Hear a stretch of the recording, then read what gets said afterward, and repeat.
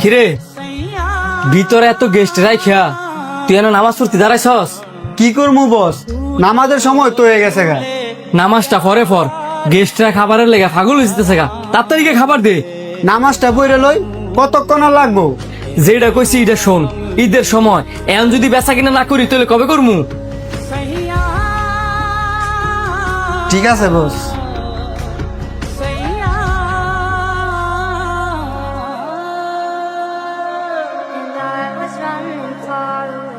Sir, আপনারা 10টা minute বসেন, আমি নামাজটা পড়ে আসি। এই তুমি হ্যাঁ করে খাবার না দিয়া অনেকের নামাজ পড়তে যাও। বস, খাবারটা ওই তার 5 মিনিট লাগবো, এই কারণে ওনাদেরকে কইছি 10টা মিনিট অপেক্ষা করার লাগে। খাবার দিতে 5 মিনিট লেট হইবে দেখা তুমি এদের কেমনে বসায় রাখবা? খাবারটা দিয়া পরে তুমি নামাজ পড়তে যাও। কয়দিন ধরে দেখতেছি আমার গেস্ট ঘরে রাখা তুমি দৌড়ে দৌড়ে নামাজ পড়তে যাও গা। তোমার যদি নামাজই পড়ার হয় তো তুমি নামাজই পড়ো, আমার রেস্টুরেন্টে চাকরি করার দরকার নাই। তুমি নামাজ পড়ো ভালো কথা, এটা তুমি আর আমি বুঝলে দইতো না, কাস্টমারদেরকেও তো বুঝাইতে হইব। তোমার সময়ের মূল্য না থাকতে পারে, আমার রেস্টুরেন্টের গেস্ট ঘর সময়ের মূল্য ঠিকই আছে। তুমি যদি তাদেরকে বসায় রেখে এইভাবে দৌড়ায় দৌড়ায় যাও গা, দুদিন পরে তো আমার রেস্টুরেন্টে কি হইতো না। বস, আপনি যদি আমার নামাজের সময় না দেন, আমি আর এই রেস্টুরেন্টে চাকরি করতাম না। সুন্দর কথা কইছ, আমি তোমার নিজেই না করতাম, আর তুমি যেহেতু নিজে থেকে কইছ এমনি আমার রেস্টুরেন্ট থেকে বেরিয়ে যাও। যাও। কিরে বন্ধু, তুই আমারে কোন রেস্টুরেন্টে লই এলি? যাই কিনা নামাজ পড়তে বাধা দে। আরে এলে নিজেও তো নামাজি, এই যে ওয়েটার গুলারে দেখতাছস না, এলে এই নামাজি বানাইছে। এখন যে আবার কে লেগে নিজেই নামাজ পড়তে বাধা দিতেছে, এটা তো বুঝতাম পারতাছি না। মানুষের জন টেয়া পয়সা না থাকে তখন সারাদিন আল্লাহরে ডাকে, আর মানুষের জন টেয়া পয়সা হয়ে জায়গা তখন আল্লাহ কেডা ভুলে জায়গা। আমরা মানুষ বড়ই বেঈমান, যে আল্লাহ দিতে পারে হে আল্লাহ নিতেও পারে।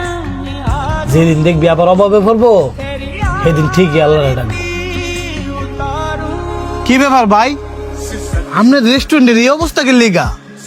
সবই ভাই আল্লাহ তাআলার ইচ্ছা। আমার রেস্টুরেন্টটা প্রায় বন্ধের পথে। এমনটা হবারই ছিল। আপনার কথাটা আমি বুঝি নাই। বুঝেন নাই? আপনি যে আপনার স্টাফ করে নামাজ পড়তে বাধা দিতেন, আপনি জানেন তারা নামাজে গিয়া যায় নামাজে বসে 2 হাত তুলা আল্লাহর কাছে কি বলে? আল্লাহ গো, আমাদের রেস্টুরেন্টে সব সময় যাতে এভাবে ভালো চলে, আমাদের মহাজন যাতে আমাদের বেতন দিতে যায় হিমশিম না খাওয়া লাগে। আল্লাহ, আপনি আমার মহাজনকে ভালো রাখেন। আল্লাহ পাক তো আপনারা সামান্য একটা পরীক্ষা করছে। আপনি জানেন আপনাদের সে পরীক্ষা ফেল করছেন। আমার নিজের চোখকে দেখছি, আপনার যখন কিছু ছিল না তখন আপনি আছিলেন নামাজি, যেই না করে টিয়া হয়ে গেছে গা, এখন হয়ে গেছেন গা বেনামাজি। শুধু নিজে বেনামাজি হয়েছেন না, কয়টা টিয়া বেশি কেমনের লুবে হইরা স্টাফ করে শুধু নামাজ পড়তে বাধা দেন। এখনো সময় আছে, আল্লাহর কাছে মাপ চাইয়া আল্লাহর প্রতি ফিরে আসেন, দেখবেন সব কিছু ঠিক হয়ে গেছে। I was running far away, would I run out?